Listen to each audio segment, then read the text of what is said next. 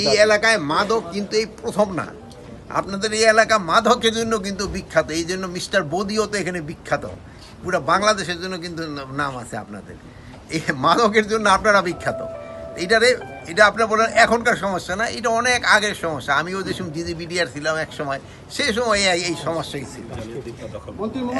আর এই সমস্যা কিছুটা হয়তো কলসে দেখেন আপনি, এই যে জালিয়াদ্বীপে আগে যারা ছিল তাদের কিন্তু আমরা হটাই দিছি। এই জালিয়াদ্বীপটা কিন্তু একটা হটস্পট ছিল এই মাদকের জন্য।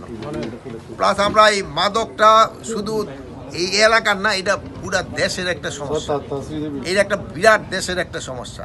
এটা আপনাদের সবারই সাহায্য এবং সহযোগিতা দরকার হবে। এই মাদকটা যেভাবে হোক আমাদের এটা প্রতিহত করতে হবে।